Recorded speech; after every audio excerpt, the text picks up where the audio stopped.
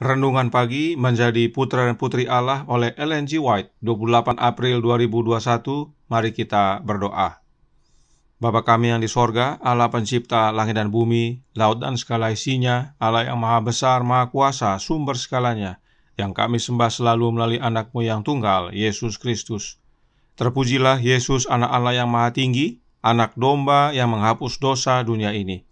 Pada pagi hari ini kami bersyukur boleh bangun dan berbakti, dan sebagaimana kami membaca dan mendengarkan nasihat firman-Mu, kiranya Roh-Mu ya Yesus menuntun kami ke dalam seluruh kebenaran, hidup kami diubahkan. Beserta kami sepanjang perbaktian ini, kehendak-Mu yang jadi. Ampun kami akan dosa dan salah, karena kami berdoa hanya dalam nama anak Allah yang tunggal, Yesus Kristus, yang adalah Tuhan dan Juru Selamat kami. Amin. Renungan hari ini akan dibacakan oleh Saudara Jordi Kaya. Silahkan, Saudara Jordi.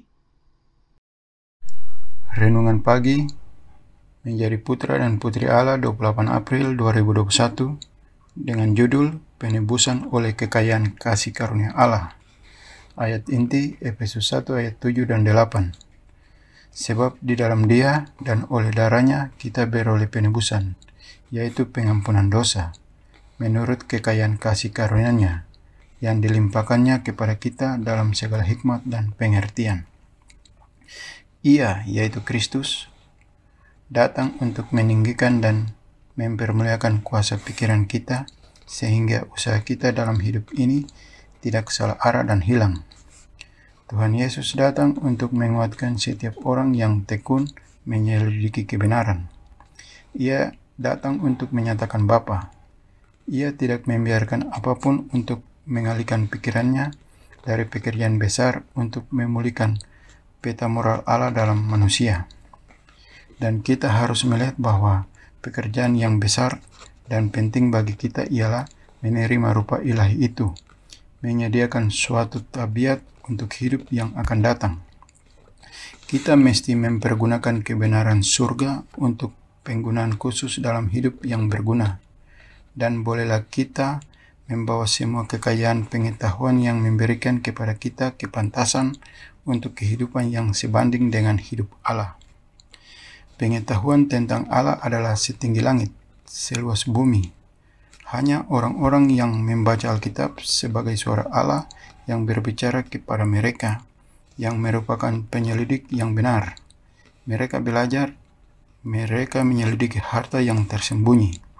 Mereka membukakan pengertian dan hati untuk menerima, dan mereka berdoa meminta anugerah surga, supaya mereka boleh mendapat persediaan untuk hidup yang kekal pada hari kemudian. Sementara obor surgawi ditaruh dalam tangannya, manusia itu melihat kelemahannya sendiri, keadaannya yang tidak berdaya, keadaannya yang tiada berpengharapan kalau memandang kepada dirinya untuk kebenaran. Ia melihat bahwa di dalam dirinya sendiri tidak ada apapun yang akan merekomendasikan dia kepada Allah. Ia berdoa memohonkan Roh Suci, Wakil Kristus, untuk menjadi penuntunnya yang tetap, memimpin dia kepada segala kebenaran. Semua pengetahuan yang diperoleh dalam hidup pencobaan ini yang akan memantaskan kita menjadi teman-teman orang saleh dalam terang. Itulah pendidikan yang benar. Itu membawa berkat kepada diri kita sendiri dan orang-orang lain dalam hidup ini, dan akan menjamin bagi kita kehidupan yang kekal yang akan datang dengan segala kelimpahan kekayaannya yang tidak akan binasa. Kristus mempunyai suatu rumah perbendaharaan penuh dengan karunia yang indah-indah untuk setiap jiwa. Terima kasih. Terima kasih atas penata layanan Saudara Jordi. Tuhan Yesus memberkati. Selamat pagi saudaraku dalam Tuhan. Renungan hari ini masih merupakan bagian dari rangkaian tema kecil Harta Kasih Karunia Allah adalah untuk kita. Artinya, apa yang kita pelajari selama 6 hari yang lalu dijamin berhubungan dengan pekabaran hari ini. Karenanya, saat kita membaca renungan hari ini, ingat kembali pesan-pesan penting dari pelajaran sebelumnya, bahwa semuanya Allah sediakan melalui dan di dalam Yesus Kristus. Dan oleh karena Yesus telah kembali ke sorga, itu sebabnya Dia curahkan Roh-Nya yang kudus kepada umat-umatnya yang percaya. Nah, seringkali umat Allah, khususnya umat gereja Masehi Advent hari ke-7, masih bingung dengan Roh Kudus. Sebab mereka telah diajarkan bahwa Roh Kudus itu adalah oknum lain yang bukan Yesus dan bukan Bapa, yang disebut dengan istilah Allah Roh Kudus. Hal ini oleh karena gereja Advent yang sekarang ini menganut doktrin Trinitas. Namun perhatikan penjelasan roh nubuat berikut ini. Kita baca dalam Selected Messages, buku pertama, halaman 251, paragraf 1, yang berbunyi, Roh Kudus yang berasal dari anak tunggal yang Allah peranakkan, mengikat agen manusia, tubuh, jiwa, dan roh, dengan alamiah ilahi manusiawi Kristus yang sempurna. Persatuan ini dinyatakan oleh persatuan pokok anggur dan cabang-cabangnya. Sebagai catatan yang perlu diketahui adalah, buku Selected Messages buku pertama ini dicetak tahun 1958, dan kalimat ini dikutip dari artikel yang Nyonya White tulis dalam The Review and Herald tanggal 5 April tahun 1906. Dalam kutipan ini dengan jelas Nyonya White menyatakan bahwa Roh Kudus itu berasal dari Yesus Kristus, anak tunggal Bapa. Jika disebut berasal, maka Yesuslah sumbernya. Itu sebabnya Yesus mengilustrasikan dengan perumpamaan pokok anggur yang benar. Sebab Roh Kudus tersebut adalah seperti sari pokok anggur yang mengalir kepada setiap ranting. Ingat kembali penjelasan roh nubuat berikut ini dalam The General Conference Bulletin, Oktober tanggal 1 tahun 1899, paragraf 12, yang menjelaskan, hanya Allah yang dapat mengubahkan kita. Kristus mengembusi murid-muridnya dan berkata, terimalah Roh Kudus. Ini adalah anugerah surgawi yang luar biasa. Kristus memberikan kepada mereka melalui roh pengudusannya sendiri. Dia mengaruniai mereka dengan kuasanya, agar mereka bisa memenangkan jiwa bagi Injil. Saat membaca kutipan ini, ingat perkataan Yesus dalam Kisah 1 ayat 8 yang berkata, tetapi kamu akan menerima kuasa kalau Roh Kudus turun ke atas kamu, dan kamu akan menjadi saksiku di Yerusalem dan di seluruh Yudea dan Samaria dan sampai ke ujung bumi. Karenanya, menurut ayat ini, kuasa itu sama dengan Roh Kudus. Dan Roh Kudus itu atau kuasa itu berasal dari Yesus Kristus. Itu sebabnya Yesus disebut sebagai sumber kuasa. Kisah Para Rasul halaman 403 paragraf 3 berkata, dalam usahanya untuk mencapai cita-cita Allah baginya, orang Kristen jangan pernah putus asa. Kesempurnaan akhlak dan rohani oleh rahmat dan kuasa Kristus dijanjikan kepada semua orang. Yesus adalah sumber kuasa mata air kehidupan. Nah, Yesus dengan jelas menyatakan bahwa kuasa itu adalah Roh Kudus. Maka berdasarkan penjelasan roh nubuat, Yesus adalah sumber Roh Kudus. Sebab memang Roh Kudus yang adalah sari pokok anggur mengalir atau berasal dari Yesus yang adalah pokok anggur yang benar.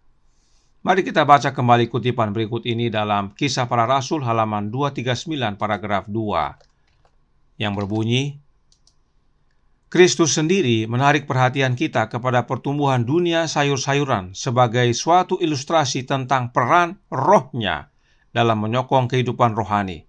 Sari pokok anggur yang naik dari akar disebarkan ke cabang-cabang, menambah pertumbuhan dan mengeluarkan bunga dan buah. Jelas bahwa Yesuslah sumber Roh Kudus yang adalah sari pokok anggur tersebut. Jadi, saudaraku dalam Tuhan, Roh Kudus itu bukan oknum lain yang bukan Yesus. Roh Kudus itu malah berasal dari Yesus. Yesuslah sumbernya Roh Kudus. Nah, mengapa umat Advent sering jadi bingung tentang Roh Kudus? Karena ada yang menyalahartikan kalimat berikut ini.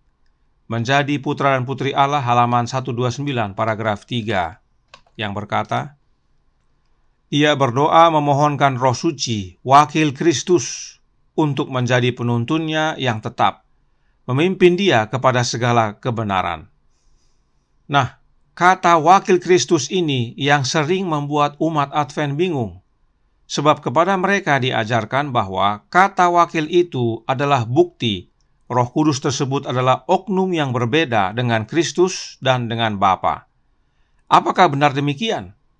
Sebelum kita lihat jawaban roh nubuat, sebab ingat, roh nubuat menjelaskan dirinya sendiri, mari kita lihat penjelasan berikut ini dari sistem hukum manusia. Dan kita ambil contoh dari negara Amerika, khususnya di negara bagian Massachusetts. Pada bagian hukum tersebut ada pernyataan yang menyatakan tentang mewakili diri Anda dalam kasus perdata. Bagian 2, memutuskan apakah akan mewakili diri Anda. Informasi tentang apa yang akan terjadi jika Anda memutuskan untuk mewakili diri Anda di pengadilan. Pertanyaan, apakah saya harus memiliki pengacara atau dapatkah saya mewakili diri saya sendiri? Jawab, Anda memiliki hak untuk mewakili diri Anda sendiri di pengadilan dalam kasus perdata. Jika Anda memilih untuk mewakili diri Anda sendiri, pengadilan akan menetapkan Anda pada standar yang sama, seolah-olah Anda adalah seorang pengacara.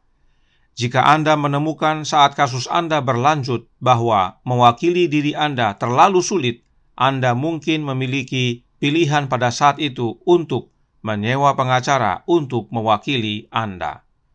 Saudara dapat lihat dalam www.mas.gov. Jadi, dalam sistem hukum manusia saja, seseorang dapat mewakili dirinya sendiri. Mewakili tidak harus selamanya menjadi bukti adanya orang lain atau oknum lain. Nah, apalagi dengan Tuhan.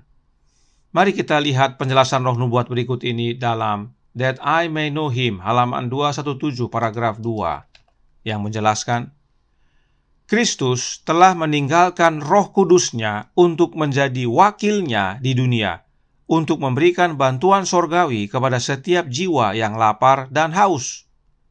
Jelas sekali saudara dalam Tuhan, jika roh nubuat menjelaskan dirinya sendiri, bahwa Roh Kudus yang dimaksudkan adalah Roh Kudusnya Kristus, atau disebut juga Roh Kristus. Roh Kristuslah yang Yesus tinggalkan atau curahkan pada hari Pentakosta agar menjadi penolong dan penghibur kita. Itulah wakilnya Yesus di dunia ini, mewakili dirinya sendiri. Perhatikan kutipan berikut ini yang wajib setiap umat Advent pahami dan ingat, yang tertulis dalam suratnya nomor 119 tahun 1895, paragraf 18, yang berkata, Karena dihalangi oleh kemanusiaan, Kristus tidak dapat berada di setiap tempat secara pribadi. Oleh karena itu adalah lebih berguna untuk mereka bahwa Dia harus tinggalkan mereka, pergi kepada Bapaknya, dan mengirim Roh Kudus sebagai penerusnya di atas bumi.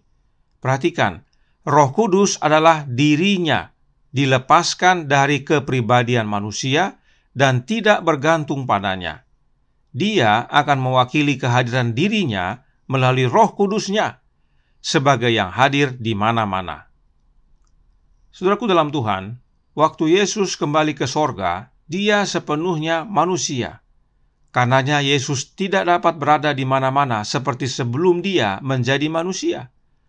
Untuk itulah Yesus harus kembali kepada Bapaknya dan dimuliakan.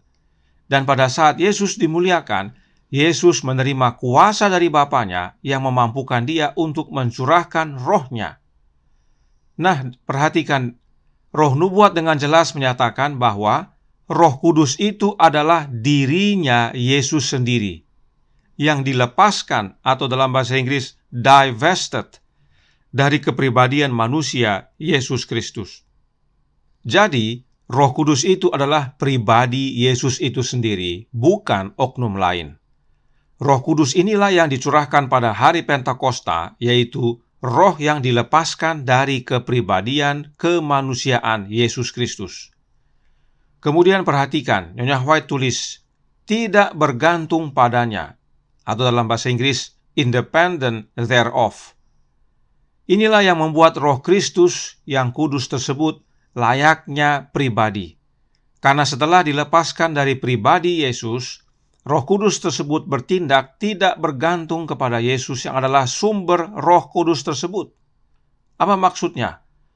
Jika seseorang membutuhkan Roh Kudus untuk menuntun dia ke dalam seluruh kebenaran saat membaca Alkitab, maka Roh tersebut akan bertugas sebagai guru. Sementara bagi orang lain yang sedang berduka, Roh tersebut bertugas sebagai penghibur. Inilah maksud daripada Roh itu tidak bergantung padanya, independent thereof. Kemudian perhatikan, Nyonya White juga tulis bahwa Roh Kudus yang adalah dirinya Yesus mewakili dirinya Yesus sebagai yang hadir di mana-mana. Jadi, apakah Yesus bisa mewakili dirinya sendiri? Tentu bisa, yaitu melalui kehadiran Roh-Nya yang kudus, atau yang disebut Roh Kristus, yang dicurahkan pada hari Pentakosta, yaitu pada hari Dia dimuliakan di sorga. Karenanya, saudaraku dalam Tuhan, catatan penting bagi setiap umat untuk ketahui bahwa jika ada orang yang menjelaskan bahwa pada hari Pentakosta telah dicurahkan Roh Kudus, dan Roh itu katanya bukan dilepaskan dari kepribadian kemanusiaan Yesus Kristus, maka orang itu mengajarkan tentang roh yang palsu, roh yang lain. Jangan mau. Karena ingat, Roh Nubuat menjelaskan bahwa roh yang dicurahkan pada hari Pentakosta adalah roh yang dilepaskan dari kepribadian kemanusiaan Yesus Kristus. Kenapa harus demikian? Ingat kembali kutipan berikut ini dalam The General Conference Bulletin tanggal 1 Oktober tahun 1899 paragraf 8 yang menjelaskan, Tuhan Yesus Kristus ketika dalam daging manusia berhasil menahan setiap godaan musuh. Usahanya dari kasih yang luar biasa yang dilakukan untuk menyelamatkan ras manusia berhasil. Dari Dia, yaitu dari Yesus, pria dan wanita dapat menerima kuasa untuk menang jika mereka mau berhenti dari dosa. Jadi, saudaraku dalam Tuhan, saat Yesus menjanjikan kuasa yang adalah Roh Kudus, hal itu berasal dari dirinya sendiri. Sebab kuasa itu adalah rohnya yang adalah hidup Yesus sebagai manusia yang menang. Yesuslah satu-satunya manusia di dunia ini yang berhasil menang atas dosa. Karenanya, hidupnya Yesus itulah kuasa yang diberikan kepada kita agar kita dapat menang sebagaimana Yesus menang. Satu lagi, tadi disebutkan bahwa Roh Kudus adalah wakil Yesus tersebut yang memimpin kepada seluruh kebenaran. Hal ini dikutip dari Yohanes 14 ayat 16 dan 17. Mari kita baca kembali penjelasan Roh Nubuat tentang ayat tersebut dalam kutipan berikut ini yang terdapat dalam manuskrip Ulysses volume 14 halaman 179 paragraf 2 yang berkata, Aku akan minta kepada Bapa dan Ia akan memberikan kepadamu seorang penolong yang lain supaya Ia menyertai kamu selama-lamanya, yaitu Roh kebenaran. Dunia tidak dapat menerima Dia sebab dunia tidak melihat Dia dan tidak mengenal Dia. Tetapi kamu mengenal Dia sebab Ia menyertai kamu dan akan diam di dalam kamu. Yohanes 14 ayat 16 dan 17 ini merujuk pada kemahahadiran Roh Kristus yang disebut penghibur. Jelas sekali saudaraku dalam Tuhan. Ellen White menyatakan bahwa penolong yang lain atau roh kebenaran adalah Roh Kristus yang disebut penghibur. Sebab sebagaimana Yohanes 16 ayat 13 nyatakan bahwa Sang Penghibur inilah yang menuntun ke dalam seluruh kebenaran. Jadi, Roh Kudus yang adalah wakil Yesus yang memimpin kepada seluruh kebenaran adalah rohnya Kristus itu sendiri. Sebab memang sebagaimana Roh Nubuat nyatakan, Yesus telah meninggalkan rohnya yang kudus untuk menjadi wakilnya di dunia ini. Roh yang dilepaskan dari kepribadian kemanusiaan Yesus. Jadi, jelas saudaraku dalam Tuhan, Roh Kudus itu adalah rohnya Kristus. Karenanya jangan bingung lagi. Nah, apakah hubungan semuanya ini dengan pekabaran renungan hari ini tentang kekayaan kasih karunia Allah? Roh Nubuat berkata dalam From the Heart halaman 342 paragraf 3 yang berkata, Ketika Allah memberikan anaknya kepada dunia, Dia memungkinkan pria dan wanita menjadi sempurna dengan menggunakan setiap kemampuan diri mereka untuk memuliakan Allah. Di dalam Kristus, Dia memberi mereka kekayaan kasih karunia-Nya dan pengetahuan tentang kehendak-Nya. Inilah hubungannya dengan menerima kekayaan kasih karunia Allah. Sebab di dalam Kristus, Allah Bapa memberikan kepada kita kekayaan kasih karunia-Nya agar kita dapat menjadi sempurna. Nah, jika kekayaan kasih karunia Allah Bapa tersebut ada di dalam Yesus, maka untuk dapat memiliki kekayaan kasih karunia Allah tersebut, kita harus tinggal di dalam Yesus. Bagaimana caranya untuk tinggal dalam Yesus dan Yesus dalam kita? Kita baca Kerinduan Segala Zaman buku kedua halaman 320 paragraf 1 yang menjelaskan, "Tinggallah di dalam aku dan aku di dalam kamu." Tinggal dalam Kristus berarti selalu menerima roh-Nya, yaitu roh Kristus. Suatu kehidupan penyerahan yang tidak terbatas kepada pekerjaannya. Jelas sekali, kita perlu menerima Roh Kudus yang berasal dari Yesus yang disebut Roh Kristus, agar kita tinggal dalam Yesus dan Yesus dalam kita. Maka, kekayaan kasih karunia Allah menjadi bagian kita. Dan kasih karunia Allah itu adalah roh-Nya Bapa, yang adalah kuasa yang mengubahkan karakter kita. Kuasa tersebut dapat menjadi bagian kita hanya melalui Anak-Nya, Yesus Kristus, yaitu dengan menerima Roh Kristus. Dan bila karakter kita sudah diubahkan menjadi serupa dengan Kristus, maka itulah kehidupan yang kekal. Sebab jubah kebenaran Kristus adalah karakternya. Jubah Kristus itulah yang melayakkan kita menerima kehidupan kekal. Semoga saudara sekalian semakin melihat mengapa pekabaran renungan pagi selalu menyatakan tentang Roh Kristus. Hal ini bukan dihubung-hubungkan, bukan juga dipaksakan untuk berhubungan.